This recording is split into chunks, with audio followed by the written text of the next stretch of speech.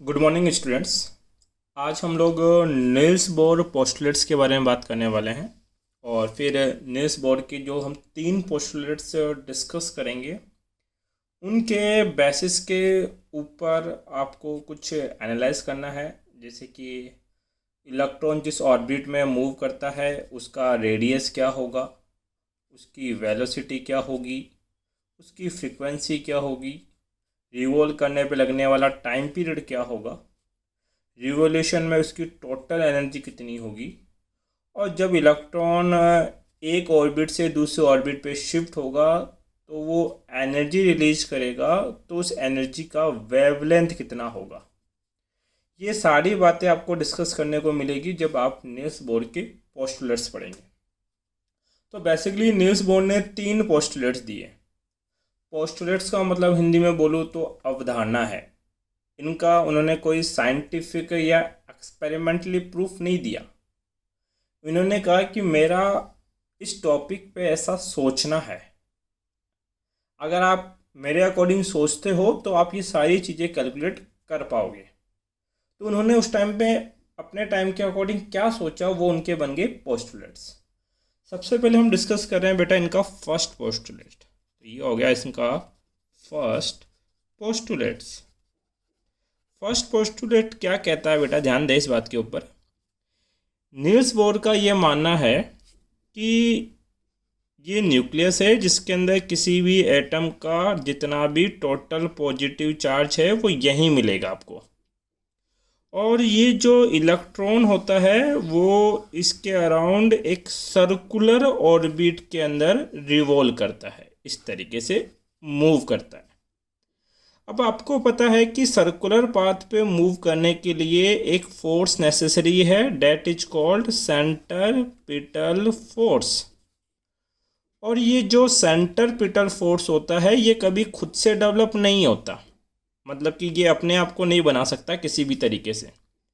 इसको हमेशा कोई दूसरा फोर्स डेवलप करता है।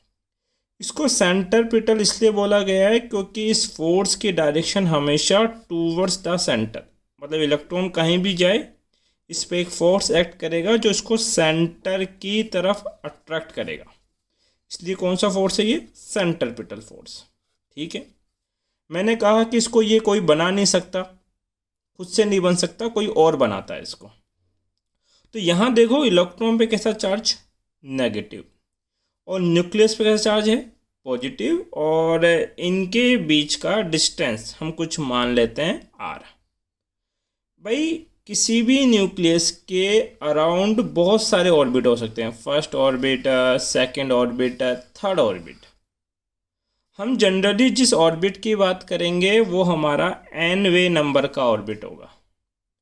चूंकि ये nवे नंबर का ऑर्बिट है इसलिए इसका रेडियस कितना होगा? Rn। ठीक है, ये जिस वेलोसिटी से मूव कर रहा है वो वेलोसिटी कितनी होगी इसकी? Vn, velocity of nth orbit. और इस इलेक्ट्रॉन का जो मास होगा वो कितना मान लिया बेटा हमने? m कंसिडर कर लिया।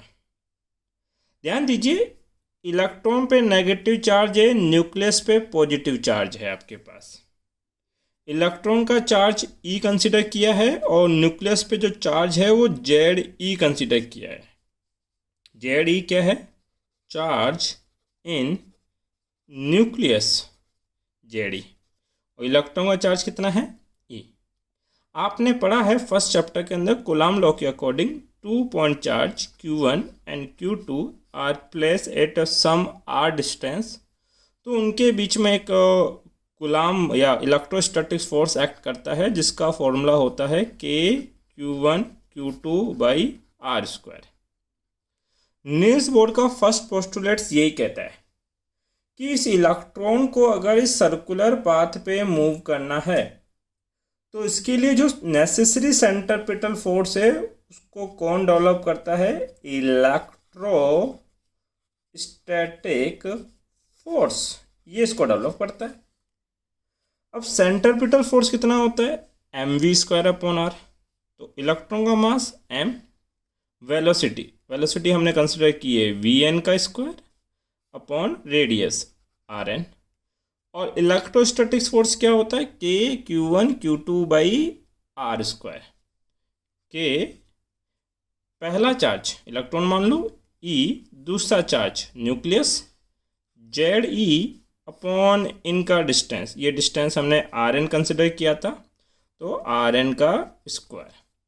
तो हमारा नेट फॉर्मूला हो गया m v n square by r n equal to होगा बेटा k Z e square by r n square. ये है बेटा नील्स बोर का फर्स्ट पोस्टुलेट्स। ये तो थ्योरी में इसका मैथमेटिकल फॉर्मूला है। अगर थ्योरी में लिखना होगा तो मैं क्या लिखूंगा, इसको ध्यान देना इस बात के ऊपर।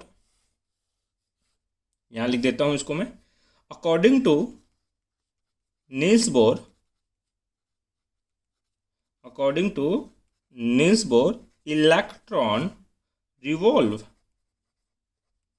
revolves around the nucleus in circular path. भाई हमारा जो इलेक्ट्रॉन है वो कौन से पाथ पे मूव कर रहा है, सर्कुलर पाथ के ऊपर मूव कर रहा है। The required centripetal force is balance कर लो या ऑब्टेन कर लो, balance by electrostatic force between nucleus and electron. तो जो बात हमने समझी उसको हमने थ्योरी में लिख दिया। फर्स्ट पोस्टुलेट डायरेक्ट याद होना चाहिए, क्या कहता है कि इलेक्ट्रॉन को रिवॉल्व करने के लिए जो सेंट्रीपिटल फोर्स रिक्वायर्ड है वो बैलेंस किया जाता है ड्यू टू इलेक्ट्रोस्टैटिक फोर्स के आपके पास। ये तो हो गया बेटा क्या, फर्स्ट पोस्टुलेट्स। सेकंड पे आते हैं। अब देखिए बेटा सेकंड पोस्टुलेट्स क्या कहता है, ये भी इनकी एक कल्पना ही थी। देखो रदरफोर्ड का अगर मैं ड्रॉबैक की बात करूँ तो पहला ड्रॉबैक ये था कि जब न्यूक्लियस के अराउंड इलेक्ट्रॉन मूव करता है तो वो धीरे धीरे अपनी एनर्जी इमिट करता है, रिलीज करता है, और जिसकी वजह से उसका जो पाथ है वो स्पाइरल होने लगता है और then electron fall in a nucleus, जिसकी वजह से हमारा जो इलेक्ट्रॉन है वो अनस्टेबल हो जाता है। ये रदरफोर्ड का ड्रॉबैक था। तो जो सेकंड पोस्टुलेट है नील्स बोर का, उनका ये कहना है कि ये जो रदरफोर्ड कह रहे हैं वो सही बात है, बट ये बात हर जगह सही या राइट हो ऐसा ज़रूरी नहीं है। वो ये मानते हैं कि अगर इलेक्ट्रॉन किसी स्पेसिफिक ऑर्बिट के अंदर मूव करे तो उस टाइम वो अपनी एनर्जी रिलीज नहीं करता, डैट मीन वो एक स्टेबल ऑर्बिट में मूव करता है। और वो स्पेशल ऑर्बिट क्या होगा उसको भी इन्होंने डिफाइन किया।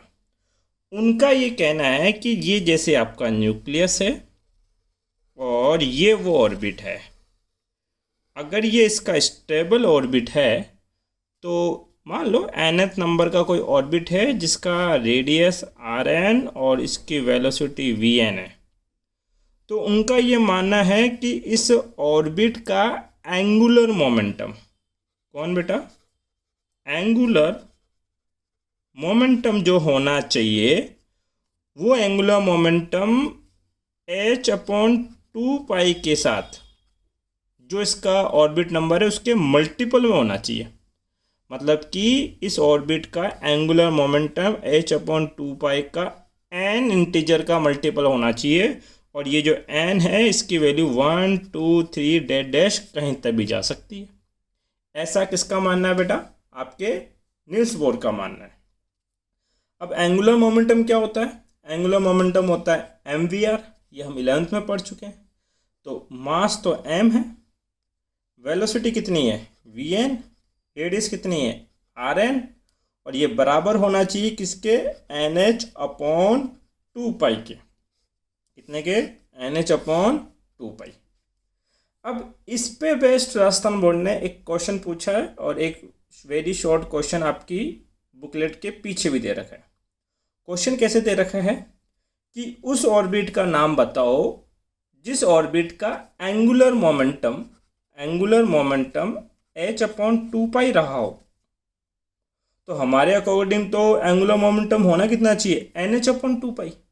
एंगुलर मोमेंटम जगह आप क्या रख देना, NH/2 पाई। और क्वेश्चन की डिमांड है कि कितना रहना चाहिए वो, H/2 पाई। ये आप काट दोगे, सॉरी क्या किया मैंने, NH/2 पाई, H/2 पाई आपके पास। तो n इक्वल टू कितना हो जाएगा वो 1। क्वेश्चन आपकी बुकलेट का है वो ऐसे है कि वहाँ पे एंगुलर मोमेंटम H/2 पाई नहीं है, H/पाई है। तो H/पाई जब एंगुलर मोमेंटम होगा तब आपसे उन्होंने क्या पूछा है, ऑर्बिट का नंबर पूछा है। तो हमारे अकॉर्डिंग एंगुलर मोमेंटम होना चाहिए NH/2 पाई। H/पाई से H/पाई कैंसिल आउट, 2 उधर भेज दो, n इक्वल टू कितना 2। तो वो ऑर्बिट कौन से नंबर का होगा बेटा, सेकंड नंबर का ऑर्बिट रहा होगा। तो सेकंड पोस्टुलेट समझ में आया। सेकंड पोस्टुलेट क्या कहता है कि जो इलेक्ट्रॉन है revolve in only those orbits in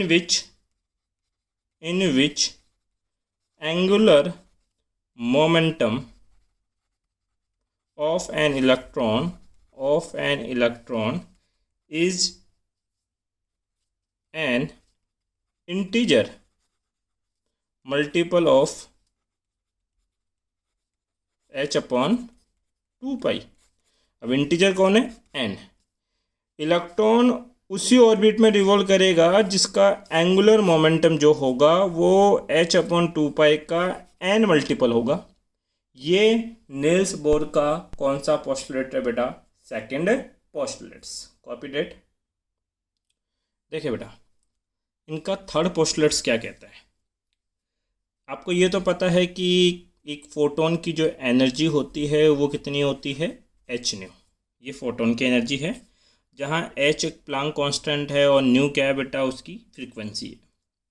इनका ये कहना है कि ये मान लीजिए आपका न्यूक्लियस है और ये ऑर्बिट है।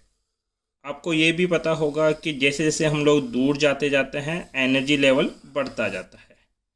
मतलब ये लो एनर्जी, ये इससे हाई एनर्जी लेवल, ये इससे भी हाई एनर्जी लेवल है। उनका ये कहना है कि ये इलेक्ट्रॉन जब किसी हाई एनर्जी लेवल से, मान लो ये फर्स्ट ऑर्बिट है, इसका एनर्जी लेवल है En1, energy of first nth orbit, और ये सेकंड नंबर का है तो इसका एनर्जी लेवल मान लेते हैं En2। यहाँ ध्यान दे बेटा कि नील्स बोर ये कहते हैं कि अगर ये न्यूक्लियस है और ये इलेक्ट्रॉन अलग अलग एनर्जी लेवल में रिवॉल्व कर रहे हैं, जैसे मान लेते हैं कि ये 30 जूल का एनर्जी लेवल है, ये 50 जूल का एनर्जी लेवल है, और ये वाला आपके पास जो है 80 जूल का एनर्जी लेवल है। जब भी कोई इलेक्ट्रॉन किसी हायर एनर्जी से लोअर एनर्जी में ट्रांसमिट होगा तो यहाँ इस ऑर्बिट में मूव करने के लिए तो उसको कितनी एनर्जी लगती है, 80 जूल।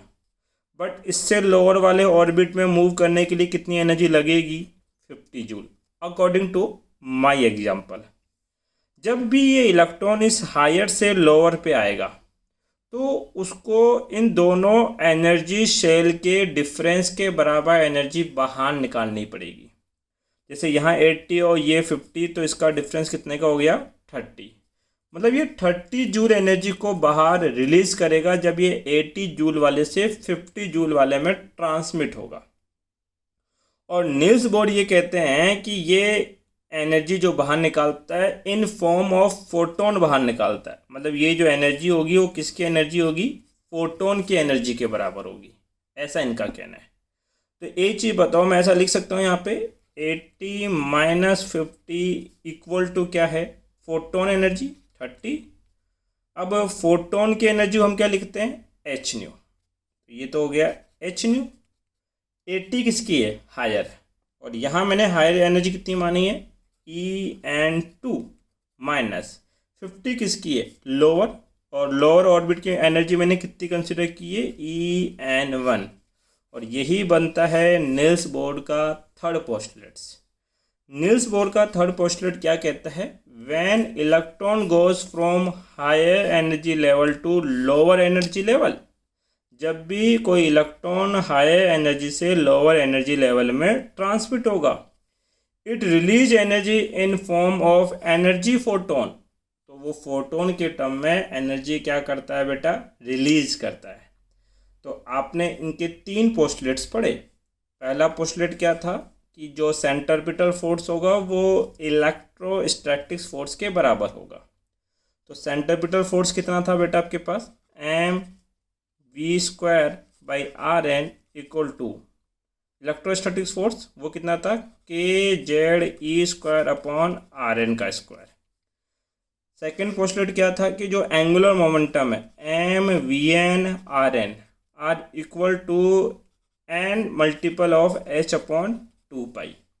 और थर्ड अभी आपने पढ़ा कि एच न्यू जो होगा वो एनर्जी डिफरेंस के इक्वल होगा।